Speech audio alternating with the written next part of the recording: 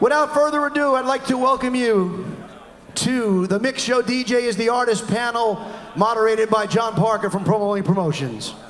One more time, Carrie Vance. All the work he puts into this wonderful, wonderful summer sessions, our 10th anniversary of doing this. It's been a lot of fun, and this one is going to be kind of special. So this one is the wonderful Mix Show Becomes the Artist Producer panel. And we'll start with Kid Leo. Introduce yourself. Tell us where you're from. Kid Leo, WFLZ, Tampa Bay. DJ Flipside, B96 Chicago, Amp Dallas, Amp Detroit. And Jump Smokers and Flipside, yeah. Mark Stout, B96 Chicago. I just moved to Vegas, but B96 Chicago. Riddler, 92.1 Radio Now in Houston. Joe Bermudez, 103.3 Amp Radio in Boston. DJ Q, KYLD, San Francisco. Danny from Disco Fries. Nick from Disco Fries. Liftoff Radio. There you go. Cool.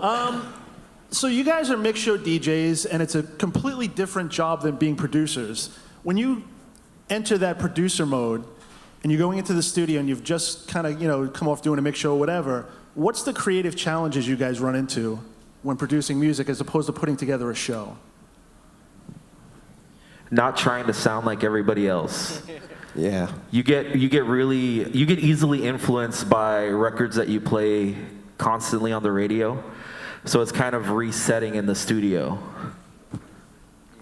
Yeah, I like the putting the mix show together. We don't do ours as frequently as these guys do, but it's always a good motivating thing for me because it really makes me dig for music. And then it's a struggle. I get halfway through the mix, and then I'm like, now I'm super motivated and I want to go start making a track, but I got to finish the mix show. But to what Q was saying, sometimes you do get stuck making the same kind of thing that you were just listening to. Yeah, off of Danny was saying, we were just having this conversation last night that, because we were trying to play some of our edits and bootlegs that we've done recently, but we realized we've done them in the set of our mix show, and we never recreated them for a live setting. So it's kind of cool, at least the way we do our mix show, it's all in Ableton, and it allows us to do bootlegs and mashups within that session, which sometimes just live in that mix show. So there's definitely an element of creativity there. I also think it depends on what the project is.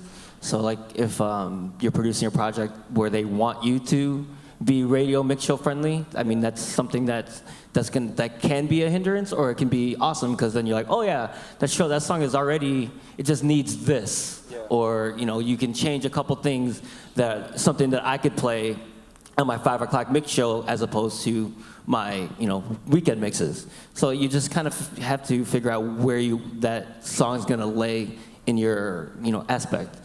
Yeah. Anyone else?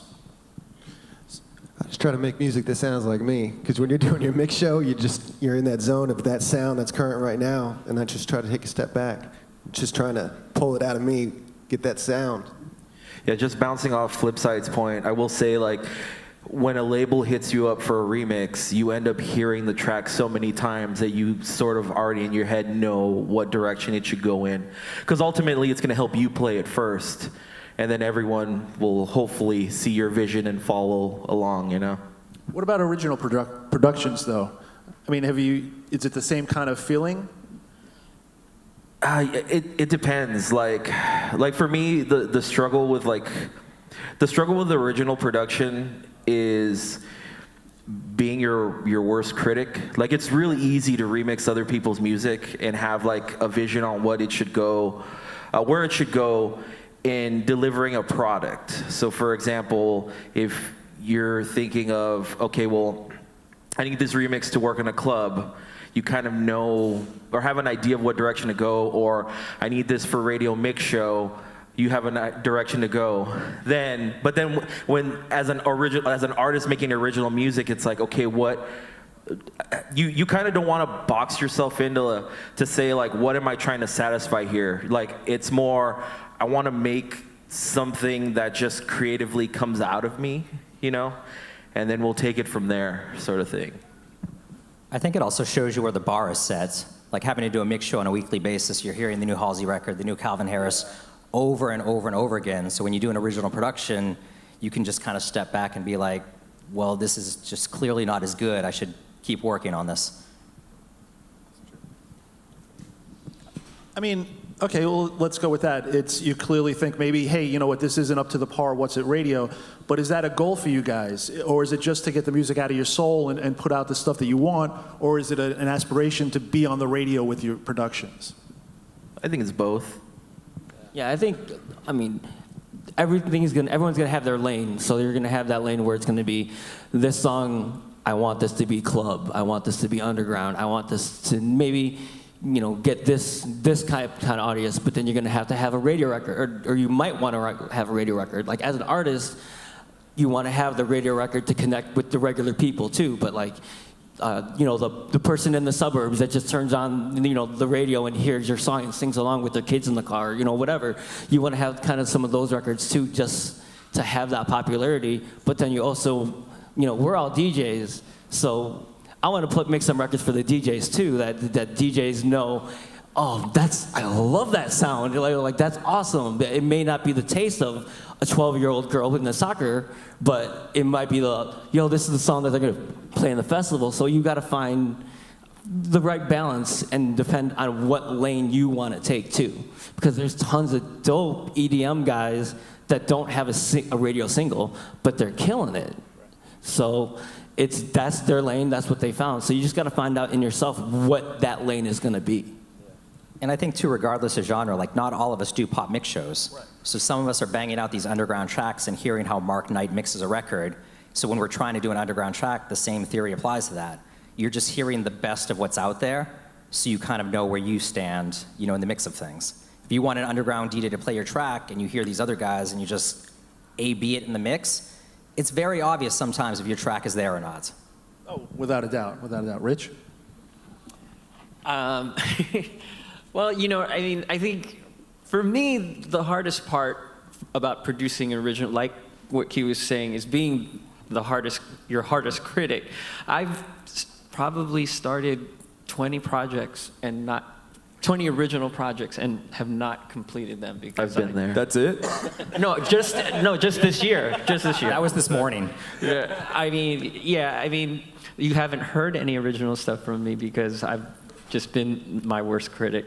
And you do try to like see if it stacks up with what's out there, and I'm like, no, I'm not. Yeah. I'm gonna. I'm the same way. I like start originals and I just don't finish them. I just like, they're never done. To me, it's never done. When you do a remix for somebody, they're like, yo, we need this done in 2 days. Yeah.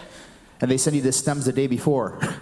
And you got to knock the remix out. So you have to get it done. When you make an original, it's like, I don't know about you, Q. All you guys are dope, by the way. But you do a remix, you knock it out, you're done with it. You do an original, I'm just like, I have an original I just finished, and my friend's like, yo, when are you going to put it out?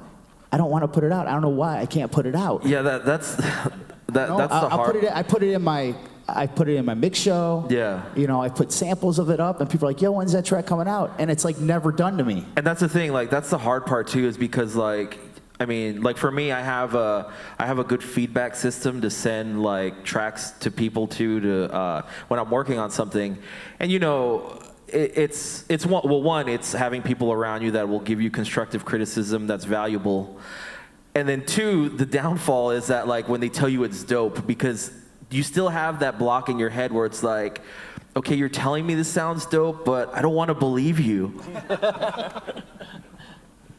Yeah, we do self-imposed deadlines pretty often, and those usually get moved, but regardless, having a target date, I think, is a good school of thought for an artist. And the other thing is you don't need to, I feel like sometimes we get in our heads about releases and like, oh, this has to be the best thing we've ever put out. And that's not always the case. I mean, we've done plenty of stuff as free downloads. That's still a release. It's still living out in the world.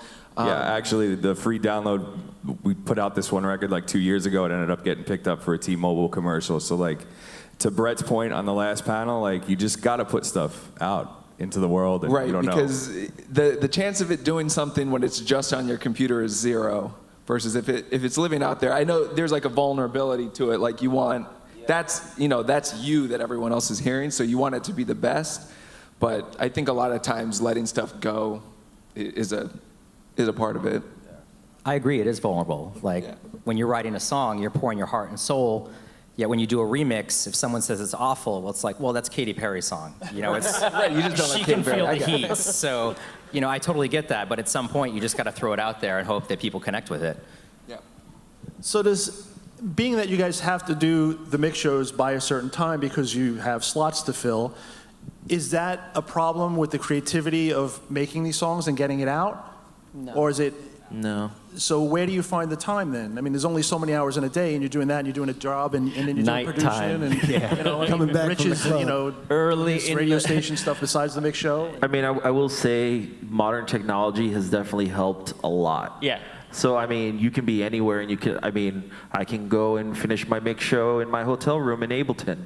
You know, I don't have to, it's the balance, right? It's like if you want to record live or do you want to do it in Ableton. But essentially, like for me, like for my mix show, I have a template of like drops and everything. And all I do is just drop a mix, shift things around, and I'm done. So, but yeah, technology alone has just helped that so much. I was working on my radio mix on the plane right here, so, but I like to wait to turn it in, obviously, till last minute, because sometimes you don't get promos from the record label until like right before you turn your mix in, so I want to have like the newest tracks in my mix every week. And sometimes like I'll email Josh R at B96, I'll be like, dude, can I re-upload my mix? Like, for example, the new Skrillex track, with Pooh Boy or whatever, right? That track is fire, and I got it like 10 o'clock at night. I'm like, yo, why didn't I get this like on Monday or Tuesday? They're sending me this stuff I'm a mix show DJ. You're sending me this track on Thursday, Friday. I need it on Monday or Tuesday, so. Yeah, when for Nick and I, we do a once a month show, so it's even more spread out. So it's like you really want like the best stuff to be in there, and then the hottest track in the world comes out like 3 days later, and you're like. So spinning, I know Case is here. Please send those promos. 3 days earlier, please. You should just send all the Monday. promos for the rest of the year. Monday. With release dates, and we'll fill in the gaps from there. Because then it takes you a week just to go through all those emails. Yeah. Then you get a label that sends you 15 tracks at one time. How can you actually listen to all those tracks? And what I do is I'll put them in my Dropbox and I go for a ride, and I'll just listen to the tracks in my car, and then it's just hard to listen to all these tracks. I mean, tracks are hot for like a day now, and then you get like 100 new emails each week of all new music, and it's, Tough to go through. Tough to go through, Yeah, I think the main point is if you really want to do something, you find the time.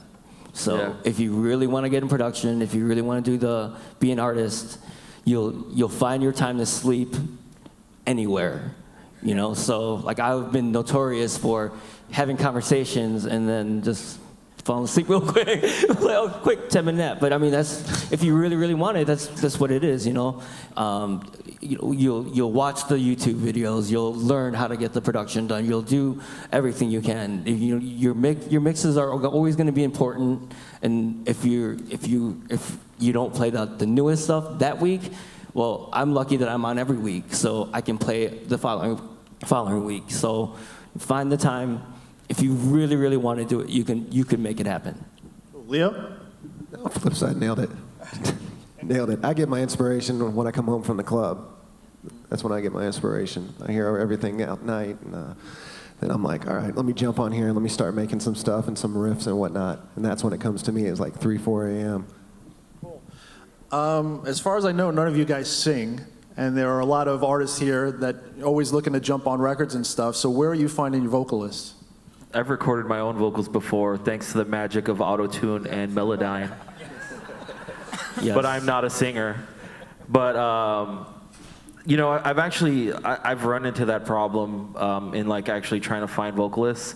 But I've told the holy grail of like finding vocalists are SoundCloud while it still exists, and YouTube. So Definitely YouTube. The other thing we do all the time, honestly, is we hear tracks that we like the vocalist on and just reach out to them, because just as hungry as producers are for good vocalists are always looking for good tracks or good producers to work with. So especially like everyone up here, and once you've built a little bit of a name for yourself, like it's an email, just hit them. Most people get back to you. Like there's a lot of good vocalists to work with. You just got to get in touch with them. Yeah, especially since we're lucky to be on Mix Show in different cities or in whatever city you're in, you have that avenue of you have a name in your city. So if you even put to your fan base, hey, I'm looking for a vocalist, put up a YouTube video. You'll have to scour through the videos, but you may be able to get someone local. But also with technology, if you see someone, like you were saying, you could do Skype sessions where she's in the vocal booth and then you're recording something and then she sings it, you hear the rough of it, and then you can, always edit or change or have her do tips from there. I've done a FaceTime session before, like I have a vocalist that I'm working with who's in the Philippines. So that's like different time zone, like everything. But if it's the same thing. We can, if you wanted to make it and you could find the right person, just hit them up. Normally, they're really, really cool about it, especially if you have the fan base that you guys have. I think, like Disco Fries said, we did a track with Corey Hart, and I was like, "What's Corey Hart doing right now?" I sent him a message on Facebook, and I got a response back, and he really liked the track. And it was just a rough track that I made with my friend, and it took like 2 days to make the track. We knocked it out, and we sent it to him. He's like, "Yo, I really like this." He went back in the studio and recut the vocals for Sunglasses at Night for us. Or a Facebook message, which I didn't know how to reach him, so. That's amazing. We've done some Facebook Live stuff, so like even if people don't have a huge Facebook fan following on their artist page, you just do it on your personal page and just camp out on there for like an hour. You wouldn't believe the people that get tagged and links start popping up because your friend's friend sings and ends up being super dope, but you find people that way. You just got to spend the time to sit there and comb through links. But if you want it, that's what you got to do. Legit, you should look anywhere and everywhere. Jonas Blue found Ray for his single from his cab driver. So you never know where the next vocalist is going to come from, but just be warned, because a lot of vocalists will do covers, and then when it comes to original, they can't sell the song because they don't have Whitney Houston to mimic. Well, that's the other thing I learned recently too, is that there's a huge difference between a singer and a songwriter. One can just do either or, and there's few that can do both. Cool. You just talked about Corey Hart for a minute. Now, that brings up a question that I had, which was, nowadays, everybody, all the producers and young producers, they want to do stuff that's for current, clubs and stuff like that, but there are a ton of very, very talented older vocalists out there. How do you guys feel with working with them, the stars and the non-stars? Because I'm working with two of them now who have had hits in the past, who are just looking for awesome productions. So how do you guys feel about hooking into like vocalists like that? Does it matter for your reputation because they're not young, or does it, is it a? Yeah, I just think if a vocalist is dope, that's all that matters. Yeah. Yeah. Well, and Nick and I did a project, it was probably a year and a half or 2 years ago now, where we kind of just made it a thing that we wanted to reach out to a bunch of artists that we really looked up to as like kids. And we reached out. We got Nick Hexum from 311 on a track. We got Rain Maida from Our Lady Peace, which wasn't even like a big band, but like personally that was such a cool thing. But one of the interesting things that I saw from that was you start connecting with their fan base, which is so different than our world. So I think there's a lot of opportunity to broaden your fan base through working with some of those older artists that have completely different fans. I think the other two is they have experience, which makes the studio process so much easier because they get when you're giving them direction. They've been there before, they know the drill, and they get it done. A hit record's a hit record. That's it. So it's whoever's on it, if it's a hit record, it's a hit record. So if they're willing to put in the work and give you the time, I'll work with someone like that, yeah. Good, yeah, because I've talked to some people where there's just a stigma where they won't work with the older vocalists because it's just they're like we're going after a different audience and we don't want to deal with them. Meanwhile, these vocalists are Grammy nominated. You know what I mean? It's like it just comes to the fact if you like it, if you don't like it, then you obviously don't want to do it. So, but if they're putting out a quality product, it doesn't matter who it is. Like, it's quality, then do it. Yeah, and it's a collaborative effort too. I mean, it's not gonna all depend on the vocalist because I mean the production has to be dope too. So I mean, both of you are all in. Cool. All right, let's talk remixes for a minute because that's a huge thing for, you know, mixers. And one of the questions that I put out there, you know, like what questions do you want, you know, to be answered during this session? And one of them was that, you know, why do labels not put out remixes on time, or, you know, they come later on, or, you know, when we really need them? You know, the best mixes seem to come much later in the project and we can't get this thing started. So when you're putting out an original project, what's your take on remixes? Do you have them done immediately? Do you wait for the record to be picked up? What are you guys looking to do with remixes with your original? Well, my understanding, real quick, from why there's like a gap between remixes and the original original release is that they want the single to breathe. Now, I'm not sure how that's the case now.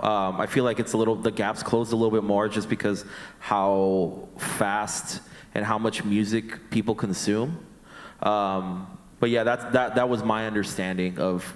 I mean, I had a One Republic remix that like took 6 months to service out, and yeah, so. Anyone else? I mean, you know, you guys putting out original stuff. Are you doing remixes with them, or are you just kind of waiting? I mean, it really depends. Like, I'd love to have remixes, and it depends on a budget. You know, if people are asking for a ton of money, or if they're going to do trade.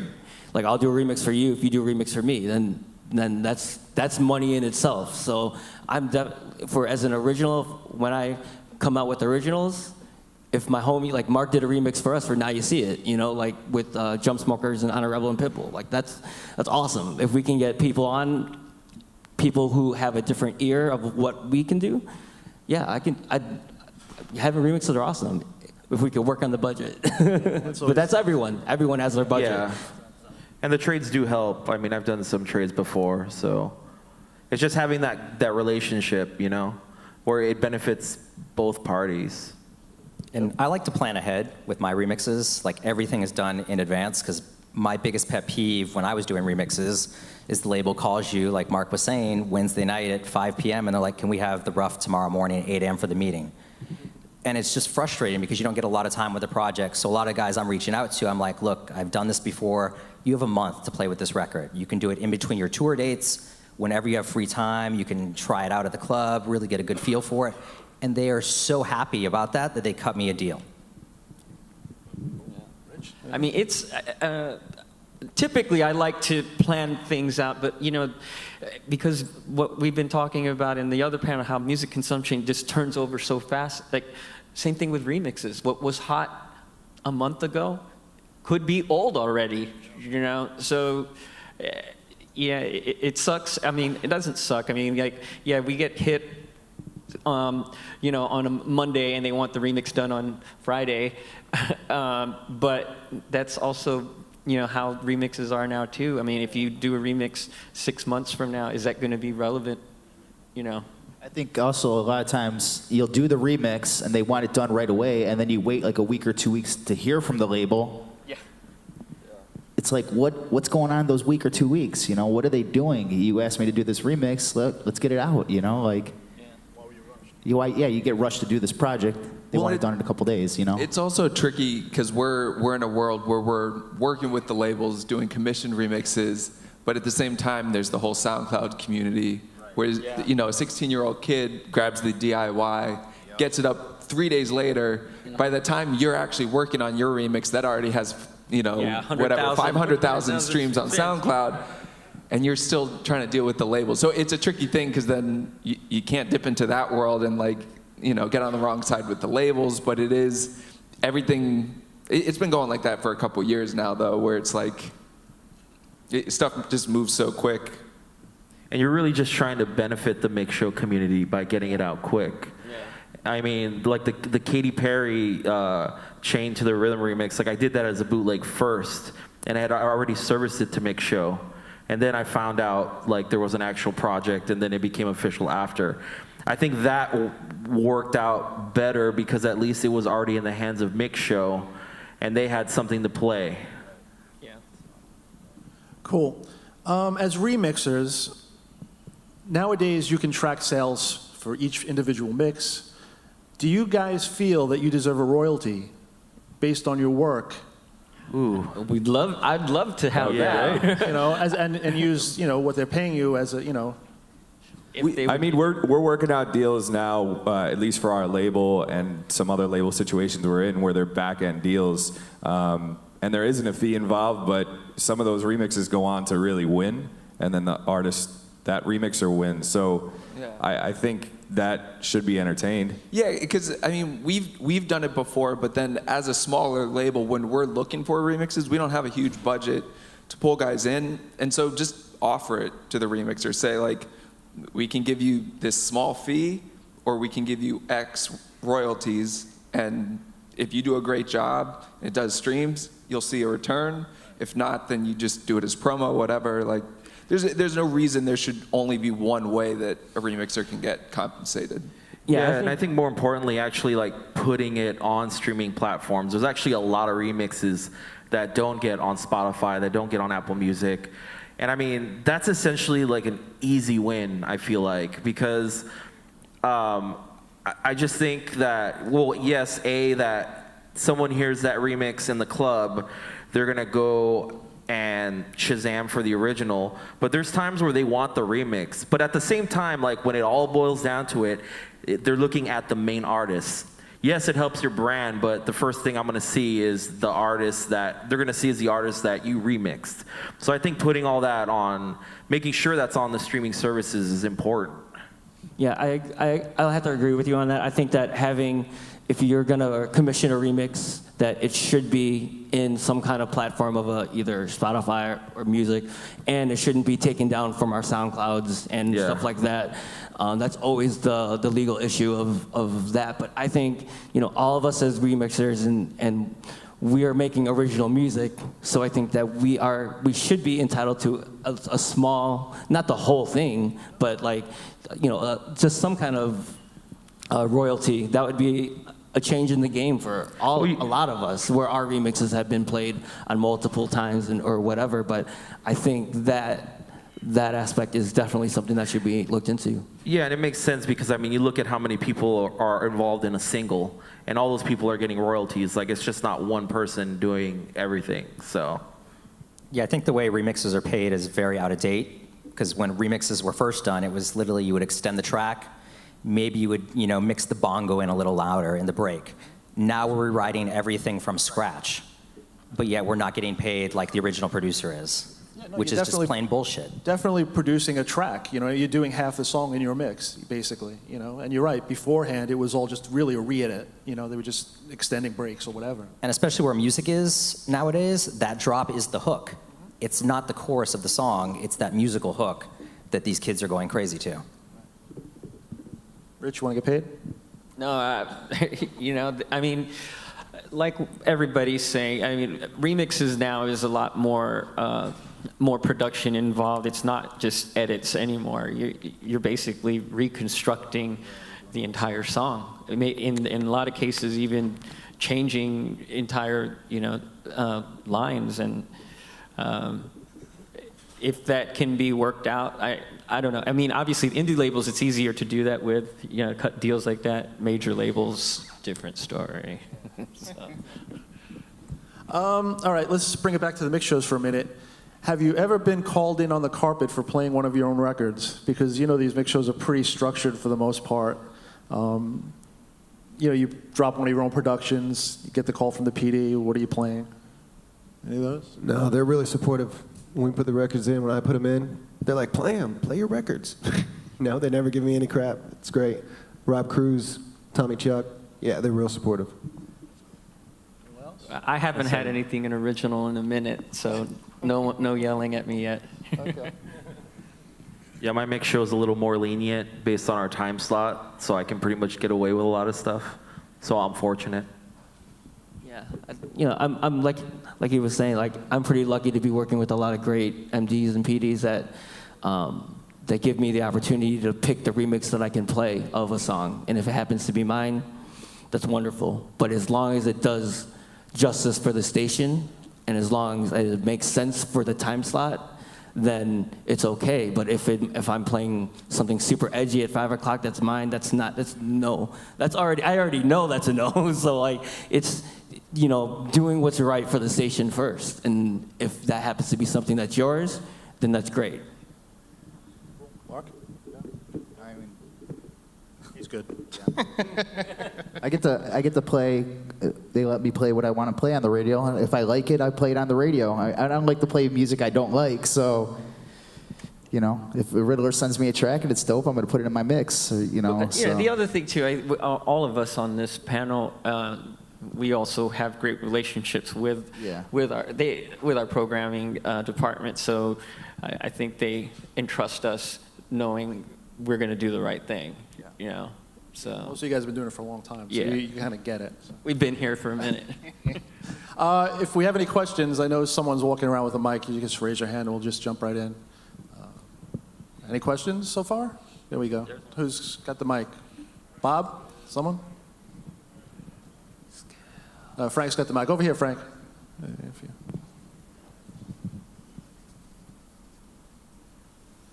Thanks. Hey guys, my name's Lorne. I'm the VP of Steve Aoki's label.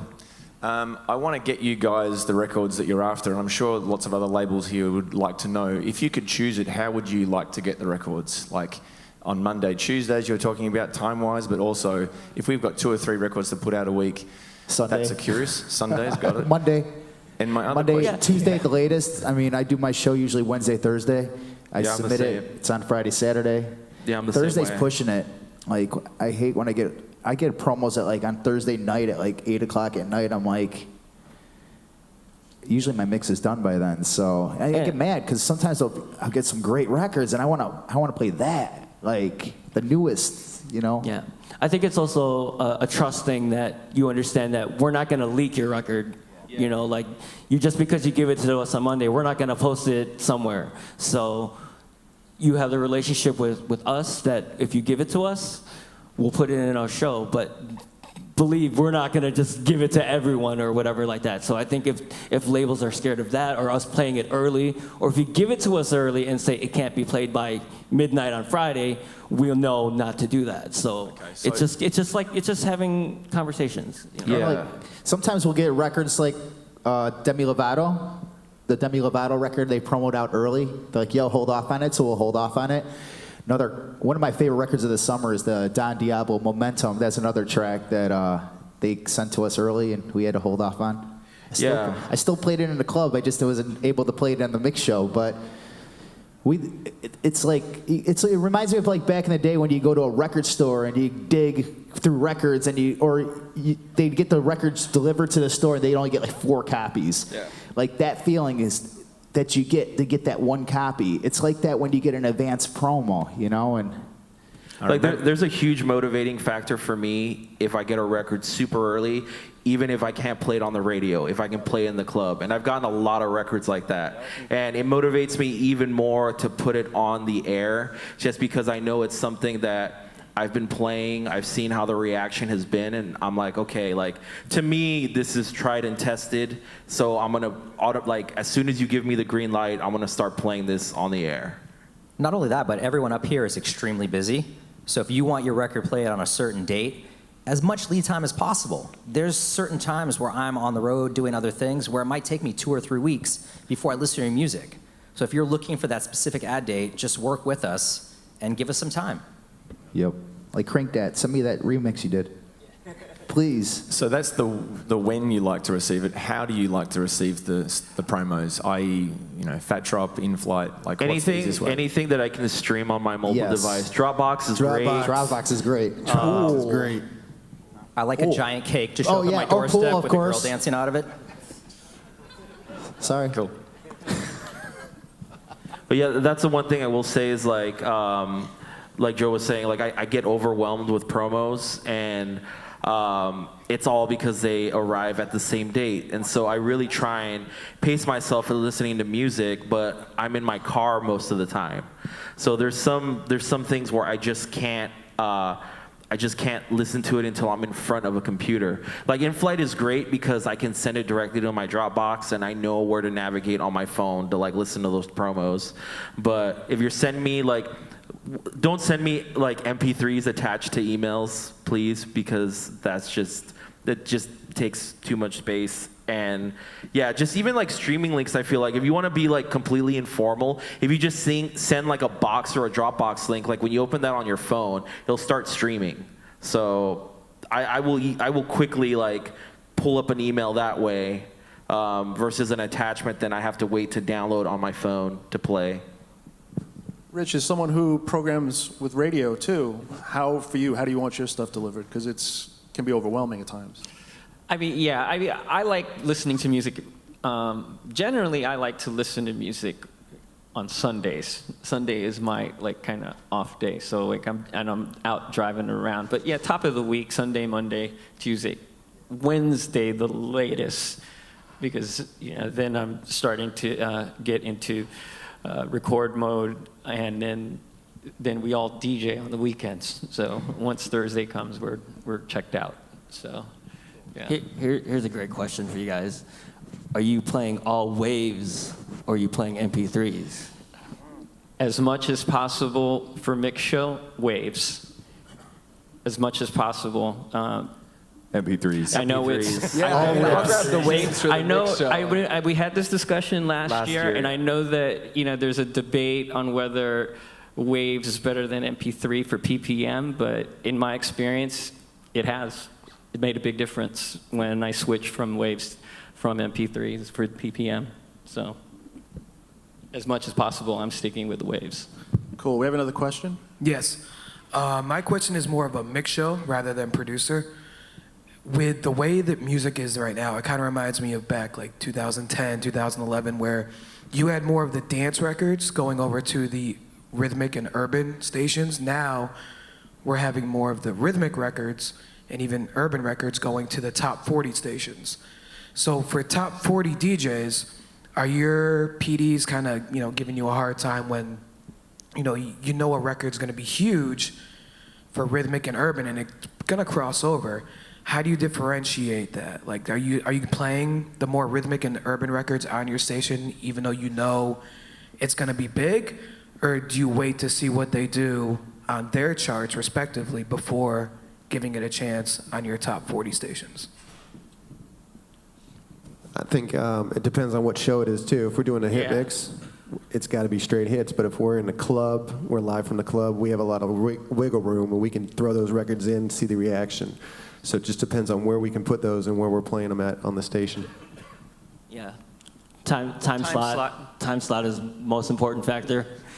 Like, I probably wouldn't be able to jump on an early hip hop record at 5 o'clock, but on the weekend I could. So it's the relationship we have with your MDs and PDs, that they trust that you have an idea, but if they were to question you, then you have to have something to back it up. Like, yo, it's blowing up in the club, or it's number X on Spotify, or it's this. You have to have something to just say, this is why I'm playing it. But yeah, it all depends on how the trust that you have with them. So. I do a lot of my own edits, like mashups and stuff, so I'm able to sneak in some of the hip hop records. I don't play a lot of hip hop on the radio, but I make versions that I could actually get away, and it makes sense, that I could put that song in my mix. So. Cool. Any other questions? Yes, we do. Make sure you get your music to Riddler before Sunday Mass, please. Hey guys, Geronimo from SiriusXM BPM. This is a very studly, handsome panel, I just have to say. There's a lot of sex appeal up there. Thank you. Mark Stout's killing it in Vegas, by the way. My question is, I would say about 3-4 months ago, George Hess, who I think is here in the room, sent me a Jax Jones record, You Don't Know Me, which first time I heard it, I was like, I don't know if this is going to be right for BPM. And it turned out it's been massive for us. It's still massive. I would say it's top 3 right now for us on BPM. So my question is to the panel, is there a record recently that you can remember that you gave up on, you hated, you didn't think it would work, and you had to go back and you're playing it now and killing it? Oh, wow. I really love that Jack Jones record. I was a fan of Jack Jones from his other records too. So I think when I heard that one in particular, I was like, okay. Well, we were one of the first pop stations to break Jack Jones at Radio Now. My PD Terry over there, she saw. I mean, even before I got there, she was already playing that record, and that ended up being really well for us. But as far as records, so far we've been pretty good. I think we haven't failed on some of these records that we jumped on. We've taken chances on a lot. Like Jack Jones was one of them. Major Lazer is another one. We were one of the first pop stations to jump on that right away. So I mean, not yet. I really like the Duke Dumont record. And you guys are killing me. Every week you guys come out with a new remix of it. They just came out with the Dylan France remix this past week, and I thought I was done with the record, but then, I mean, Dylan's mix is dope. I played the Solardo mix. See, I could play everything from tech house to G house to all kinds of house to dance, whatever, But yeah, I like that Dylan Francis remix that just came out of the Duke Dumont record. So I keep going back to that record. I don't know if it's, I think it could be on the radio, that song. But a lot of stuff I think can be on the radio. It's just so hard to get things on the radio nowadays. So I listen to BPM all the time, though. Thank you, Geronimo. Yeah. Seriously, you guys are on it. I don't know if it's one that I ever gave up on, but it's one I'm not giving up on. It's the Martin Solveig Places. I just think that's one of the best records, hands down, of the year, and everyone should be playing the hell out of that thing. That's a fun record. That's a great record. All right, we've got about 5 minutes. Or a little One more less than 5 question. minutes. Ghetto House Radio. Yo, Nick G. What's up, guys? How you guys doing? Hey, they asked in the last panel that we were just asked, but I think it's very important that we ask you guys, because you guys are mixed show, so obviously you guys, we start from the street, and then we move to the top, but what's the next big sound? Yeah, Riddler. My question. Wanted to ask, correct. But it's asked every year, and I think it's important that it's, you guys, it come from the mix show because we are the streets, so. It's only fair you answer this first since you started this Pandora's box.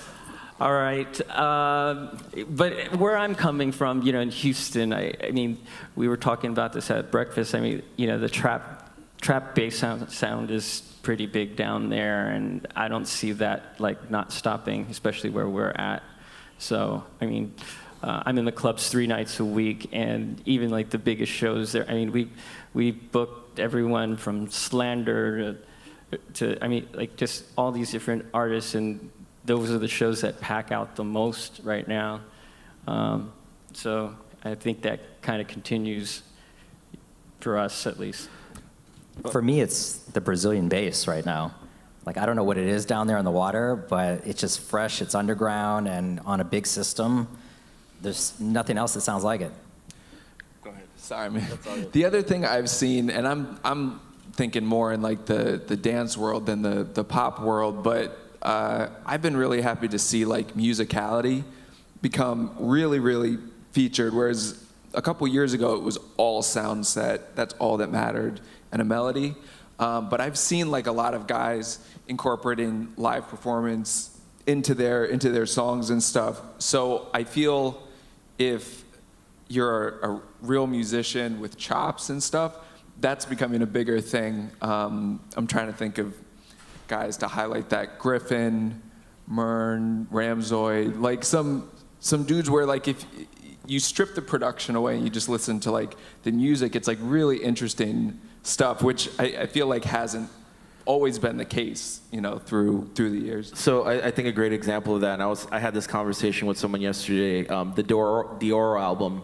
The Dioro album is just phenomenal. I've probably heard that thing probably 3 times a month, and it really highlights him as a producer. I mean, you can, the fact that, to me, an album is something that takes you from, tells a story and a journey from A to Z. And this dude just killed it. And I think it, to go back to your point that a lot of people are making records where it's they're really highlighting the production aspects and really really putting in the time and work to make something that you want people to remember. And then in regards to, I guess, trends and whatnot, I don't know if it's really trends. Like to me, like the whole like merging of like some deep house going into pop now. Like I really like the Nick Jonas record that's out right now. That's like kind of deep housey. But yeah, to me, that's kind of the sound that I'm seeing. Like you have the Katy Perry, Duke Dumont, that a lot of people don't like, but the dub remix is great. I'd like to say that I remember in the early 2000s when reggae was like huge, or when it came back, and I think the cycle's starting to come back a little bit with that reggae infusion in the dance and the Moomba sounds and all like, you know, all these Drake songs are pretty much like dance hall records, and like that whole sound is still coming back a lot too, I believe. I'm hoping like that hip house sound comes back, because I see a lot of DJs in Vegas where they're mixing the hip hop with the house. Like, somebody just make it already. I mean, a lot of the hip hop stuff that comes out, like it's 60, 65 BPM. I mean, that's like perfect for hip house. So I play a lot of G house. That has a lot of hip hop vocals on it too. So it's like the new hip house. Yeah. Anything? Yeah, I think open format's coming back. So is there one sound that's going to be the next sound? I think there isn't one sound. I think it's multiple sounds. You know, that trap sound where you were talking about with the, you know, the Brazilian sound and stuff like that, and also the big girl vocals. So I think there's multiple ways it could go, not just one direction. Cool. We have one last question in the audience. Hi guys, I'm Andrea. I just have a quick question about the Camel Fat record, the Cola record. It's doing really big things over in the UK, and I get to hear it here. Cola, right? Yeah. I play that in my mix show. It's awesome. Great song. That record is doing so well over there, so I just wanted to ask. It's a great record. Camel Fat. Oh, yeah. Okay. It's huge.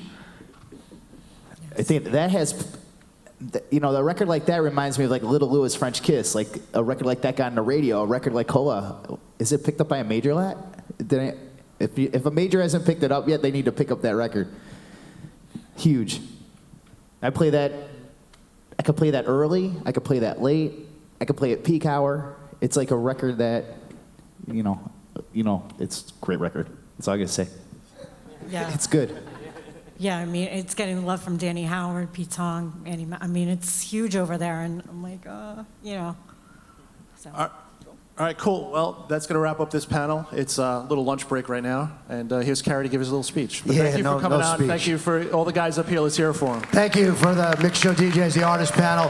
Here's the speech I'm going to give you. So you guys know I put together the summer sessions, right? I put a lot of work in this. At 3:30, I'm moderating a panel. I want to see this room full when I show up at 3:30, okay? Thank you. Everybody enjoy lunch. Radio programmers, Mix Show DJs. My kids are outside. They're wearing promo-only shirts. They'll tell you where to go. Everybody else, go enjoy lunch. We'll see you at 3:30. Thank you, John Parker. Thank you to the Mix Show DJs that are producers and artists and remixers and tap dancers and juggalists and